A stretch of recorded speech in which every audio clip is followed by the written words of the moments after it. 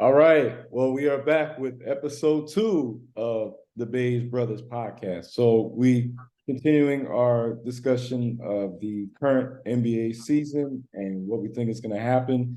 We're coming on the playoffs very, very, very soon. So tell me some of your predictions. Coming out the East, I got to roll with Fear the Deer, Milwaukee Bucks. I think they got the best player, plays both sides of the ball, can pretty much play the entire game. They've got good pieces around them, very underrated. Drew Holiday. I think somehow he's still underrated. I watched him last night. Greek Freak was out, and he carried the offense. Did things on defense. They've got nice role players like Bobby Portis, who fills in with a nice 3-and-D, a big body, a prototype like stretch 4, that can pretty much do most everything now. And then you got the dude who for a long time was the closer, Chris Middleton. He's not at the same level that he was pre-injury, but he's still a valuable piece that will be needed and utilized in a championship run. Absolutely. I think the Bucks come get their second ring.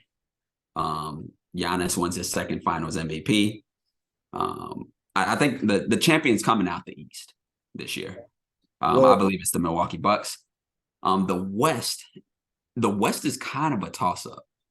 But to be honest, I think the winner is going to come from that 3-6 matchup.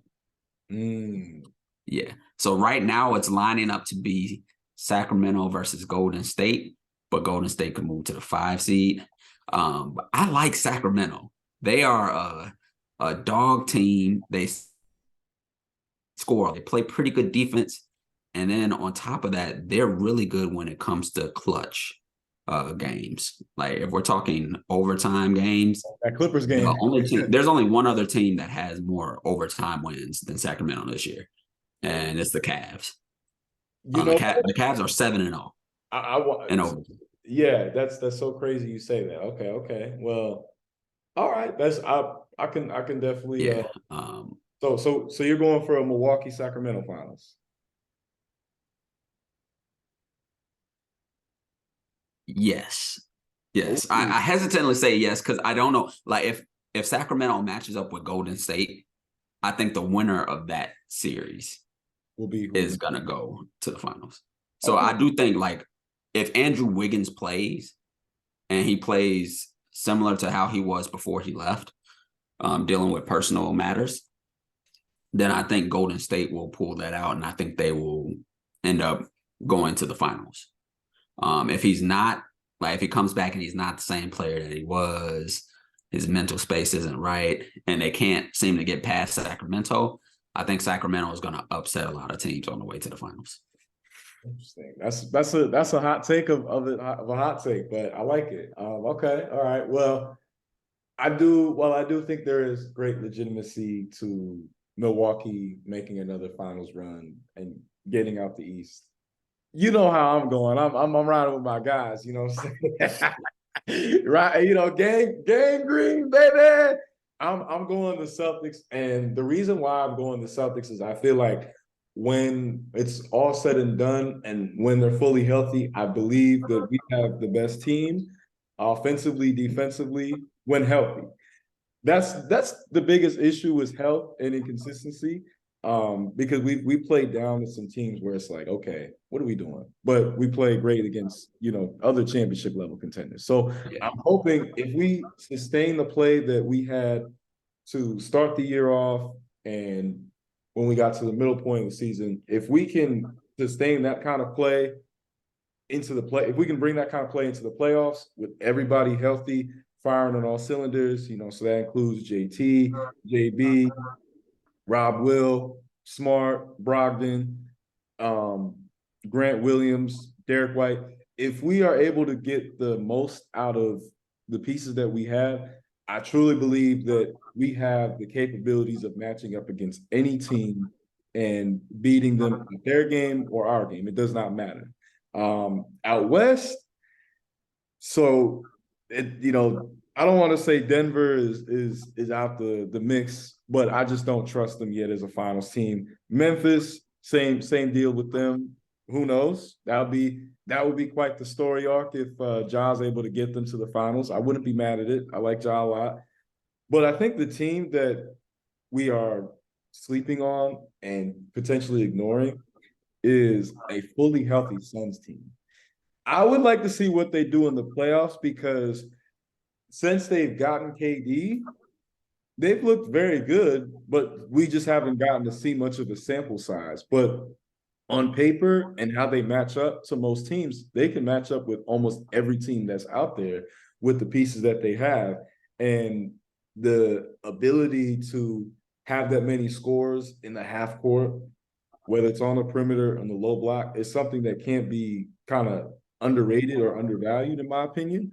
So I would like to see them make a run, but I also wouldn't be mad to see Sacramento make a run because I feel like they they definitely have been a great story all year, and they have a great team that can match up well. And but I will say though, you can't ever forget the defending champions and the only dynasty of the 2010s era, the Golden State Warriors. If Wiggins comes back and they start playing like how they played in the playoffs last year, they might end up winning it all. Again, who knows? It's very much a toss-up this year. Yeah. Yeah. So you bring up some very good points. And I think you left off the Clippers, who are they're gonna be a tough out. See, and with the Clippers, I love Kawhi is one of my favorite players, and I do PG as well. It's so tough with them. I'm like some games I'm like yes I see it. In other games I'm like lottery team, like Yeah. they have that unique ability. Another team I'm gonna bring up just real quick, but then I want you to give your breakdown of it. I want to throw the Cavs in there because they've been. I mean, Donovan Mitchell has looked like an MVP caliber player. Darius Garland is one of the best point guards in the league. JB Bickerstaff definitely deserves to be in that Coach of the Year conversation as well. They matchup wise, out of everyone in the East, I'm more worried about facing up against them as a Celtics fan than Milwaukee. And it's because of the amount of size that they have and the ball handles that they have on the perimeter. But that two-tower duo of Jared Allen and Evan Mobley is one of the best in the league. And it has given Boston trouble every time we've matched up against them. So be on the lookout for the Cavs as well. So yes, I was actually gonna go there next. So you read my mind with that one. I was gonna talk about the 4-5 matchup in both conferences.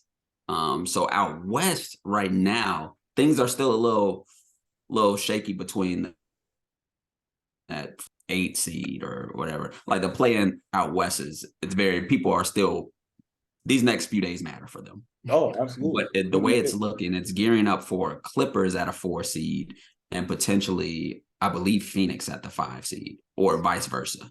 So that's going to be a first round matchup that you're not going to want to miss. No, because you're going to have Kawhi versus KD. You're going to have CP3 versus Westbrook.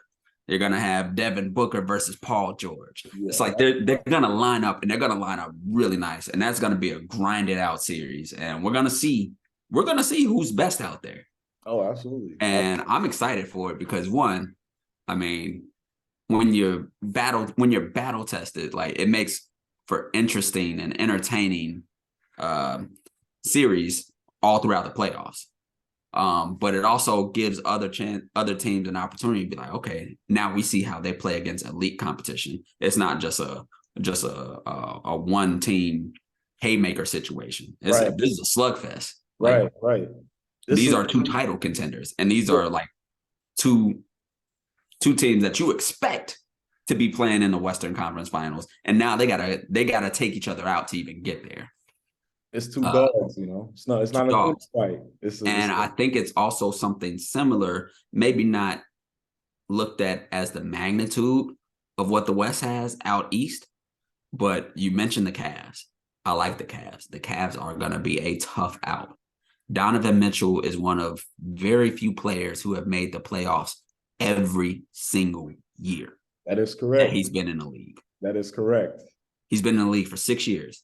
Every single year, he's the star player that leads his team to the playoffs.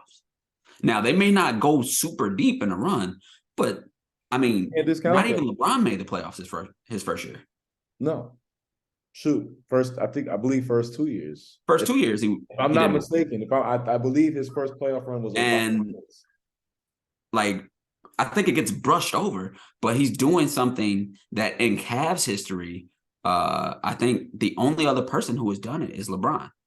It's 10 either 30 or 40 point games in a season. And either way, he's done it.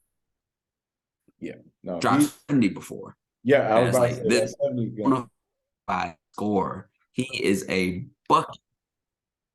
I agree. Yeah. He is a bucket, and he's got talent around him.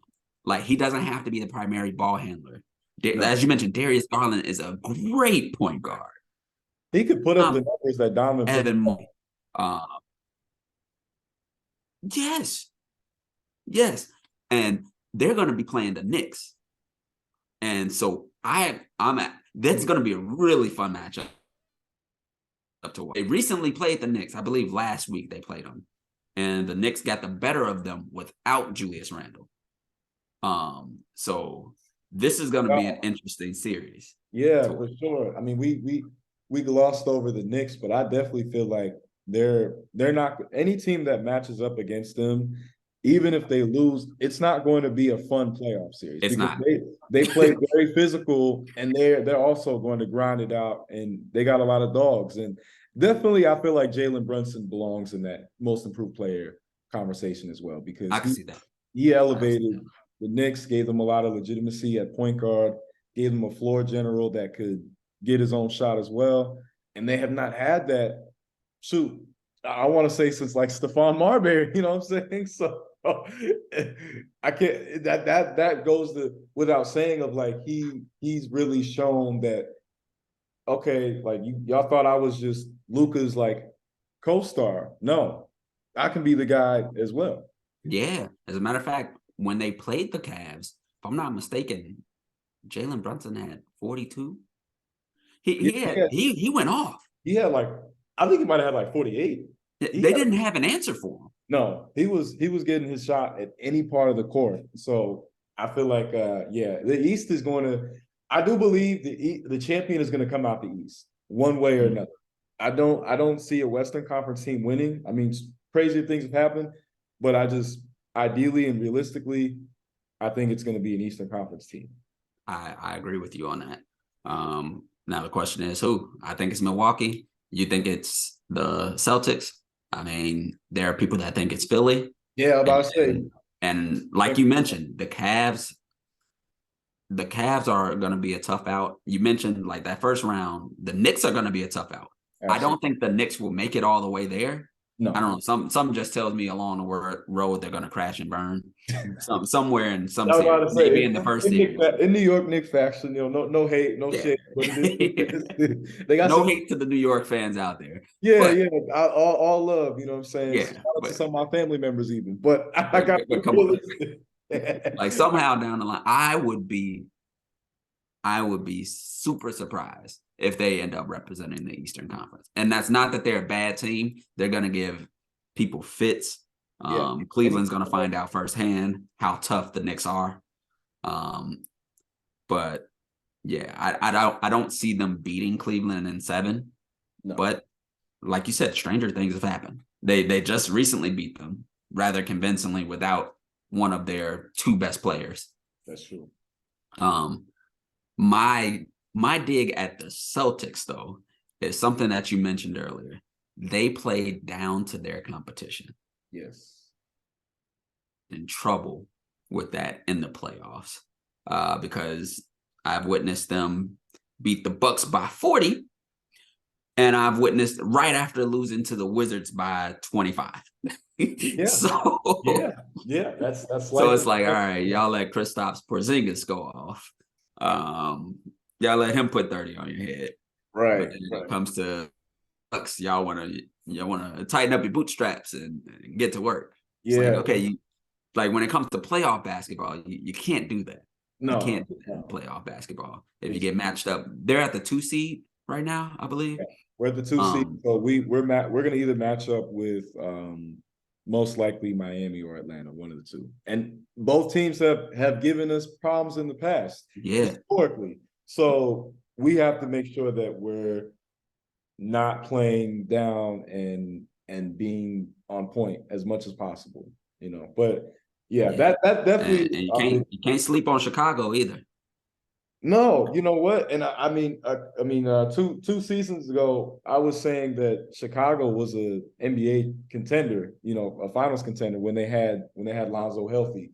Yeah, last year pre Lonzo injury, I would say that they were definitely a competitor for Oh sure. yeah, sorry, yeah, that was last year. Yeah. But I feel like they're also, you know, when they are firing on all cylinders, they are a very tough and competitive team. So it'll be interesting to see if it's either them or Toronto. Toronto, I'm a little iffy on because they have a good team on paper and they're a very well run organization, but something's been off all year with them. I feel the same with the Heat. Same deal of very well ran organization, but just something has been off with them that they have not really been able to. They've not been able to sustain consistency. So when a team that's like that, it's hard for me to want to invest and put stock into them. But Atlanta, on the other hand, while they don't have all the pieces yet to be that kind of caliber team, I still believe they're going to be a tough matchup for anybody they play because the guard duo that they have, you're getting hit with two different styles that go hand in hand but are very different. And that's going to be a tough matchup for anybody that goes against them. Yeah, you're on the money there.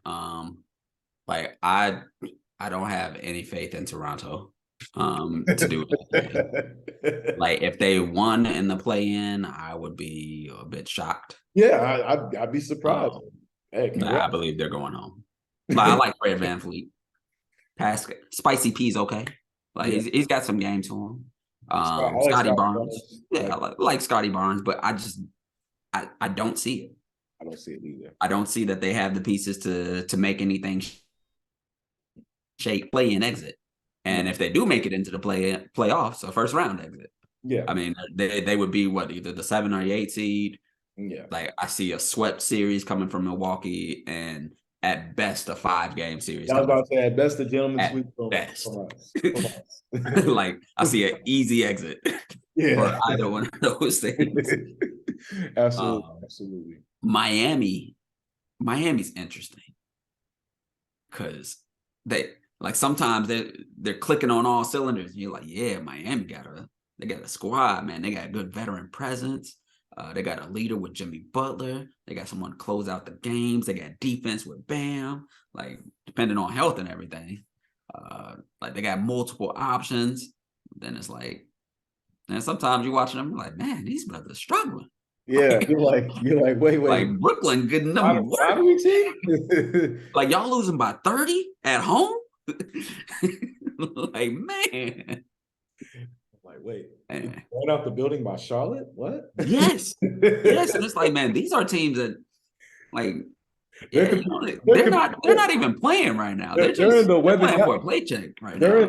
They're in the Victor sweepstakes right now. Yeah, they're on Cancun on 3. Like they're getting ready for vacation. Like it's just the last time they're gonna hoop in front of people for a while. Like, man, like you got something to play for. They don't. Yeah, exactly. They playing so they don't get fined. Like, so that's also weird. In Atlanta, they just this season they've just loved to hover around 500. Yeah. They win a game, they lose a game. They win a game, they lose a game. So they might take you to 7 games, but depending on who wins first, it's gonna be. Like, if they don't win game one, it's over. Is every game a 7-game series? Because they have been within 1 game of 500 every game of the season. That's crazy. But the definition of mid, middle of the pack. Whoa! Okay. They actually got to the first time above 500, or a game or 2 above 500 this week. Oh wow! That's for That sounds But about for right. 20 some odd weeks, they have Well, been within one game of 500. a team out west that we could say the same thing for in their season would be LA, and they've had Yes. a very interesting year. And I'm assuming you're talking about the Lakers right now. I am talking about the Lakers because there's no team that people have their eyes on more in the play-in across the NBA than the Lakers. I mean, that's practically who the play-in was made for, if we're being real. Calls were made, Yeah. but there's a lot of talk and chatter with them. I just saw a video pop up on my feed that they're the scariest seventh seed of all time. And I was like, I don't know about that, but it's interesting. It's interesting, certainly interesting. But I feel like winning a finals, I think, is completely out the picture unless who knows? Some type of script gets written that is out of our hands. But I look at them the same way you talk about the Hawks. They win a game, they lose a game, and it's just different because of the amount of fanfare. Obviously, it's a LeBron-led team. There's going to be that expectation of this is a title winning. This team has a chance of winning a title, but I would be very surprised if they get past the second round. I think they can get past the first round, truth be told, but I'd be very surprised if they get past the second round. So you have to ask yourself, like, is it worth putting your stock into that, or? Yeah, that's real. I mean, if they came in the 7th seed, they would match up against Memphis. Yes. First round. That'd be an interesting series. It'd be interesting. I don't have a whole lot of faith in Memphis. That as well. To be honest, I was last year when everybody was getting real high off the Memphis stock. I thought they luckily skated by because the Timberwolves shot themselves in the foot 3 out of 5 games. That's true. I was like, man, the Timberwolves, like Ja may be the best player on the court, but then the Timberwolves have the 3 next best players, or at least the 2 next best players. No, that's very true. You had Ant Edwards, you had Healthy Cat, you had D'Lo.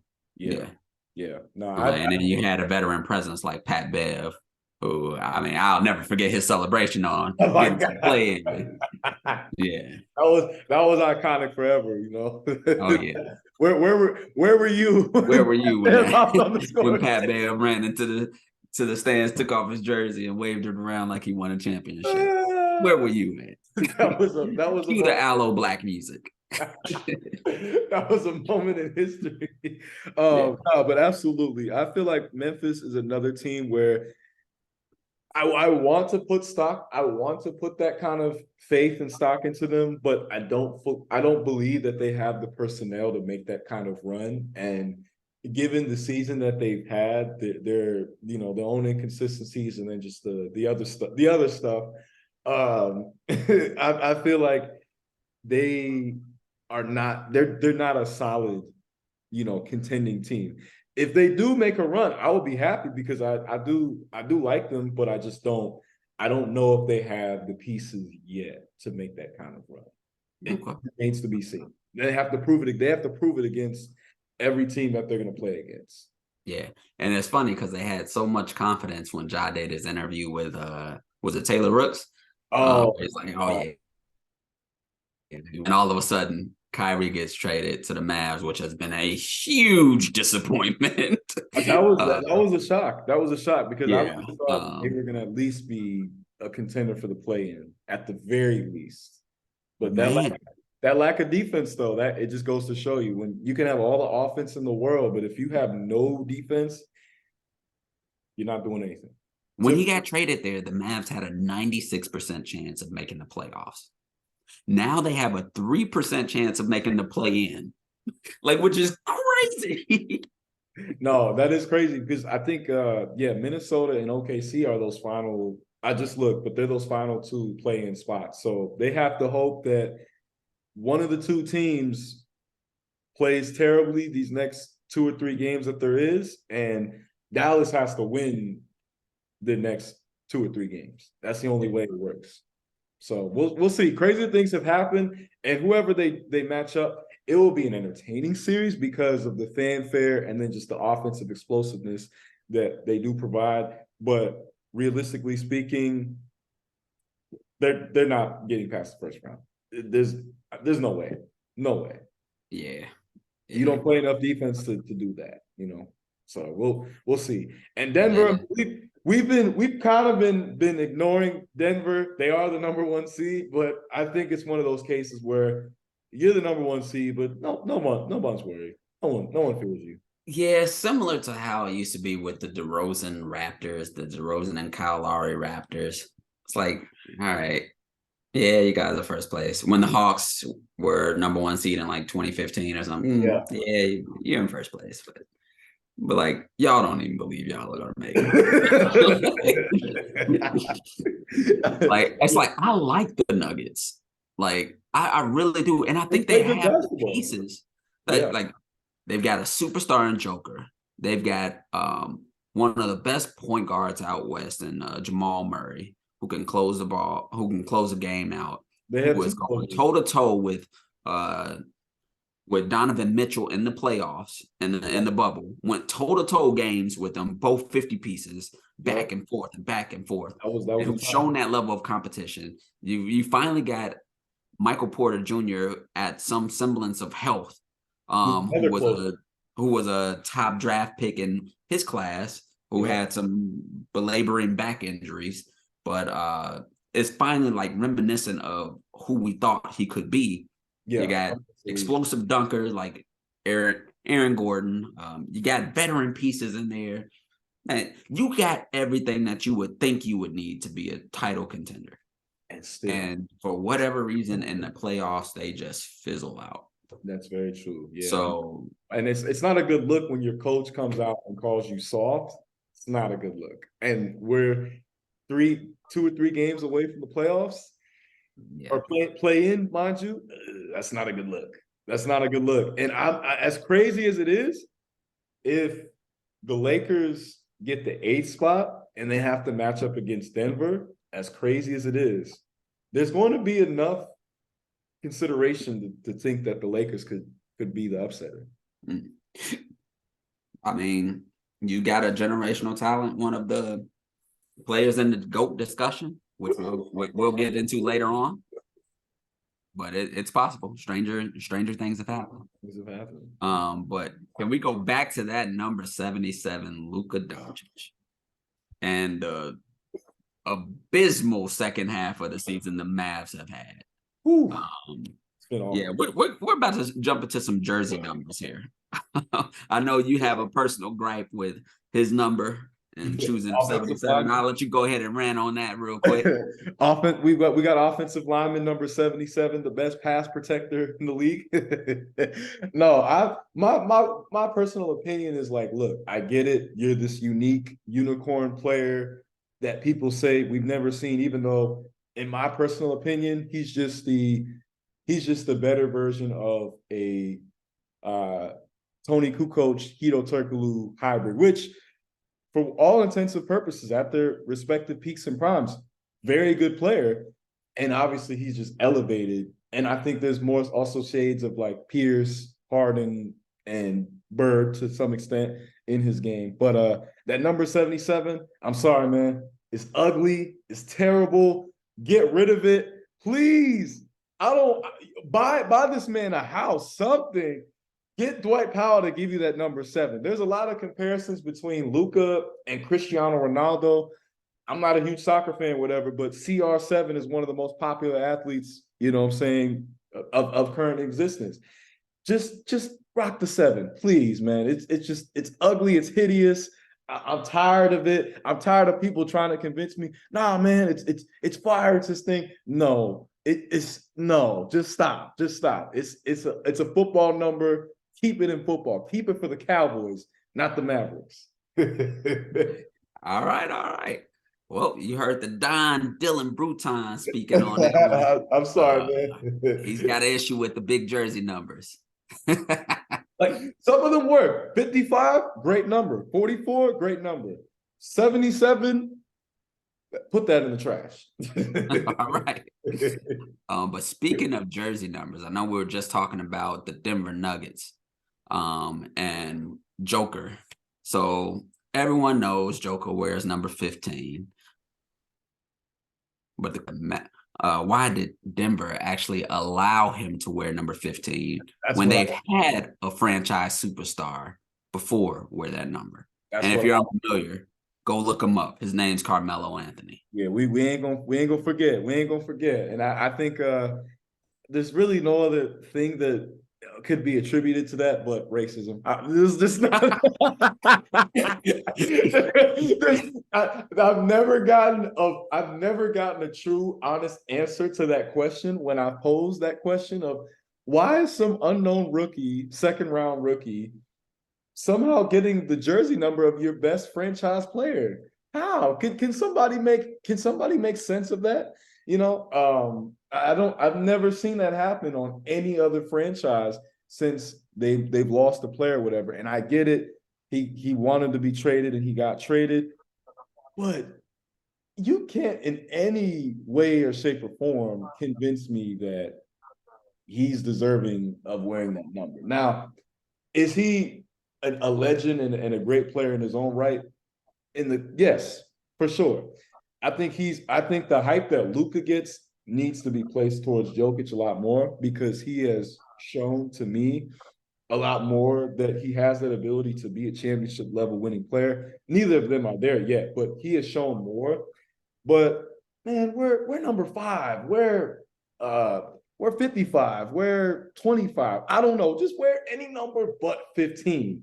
Yeah. Please. I yeah, could actually Melo, for you. Denver Melo was one of my favorite players. That's like, what I'm saying all here. time. To A certified bucket. One went away from a ring. If you don't remember, 2009. Yep. It was the Nuggets and the Lakers in the Western Conference Finals. Against That one of was the blow scariest for blow. versions of Kobe Bryant's and one of It the was Kobe versus Melo. Yeah.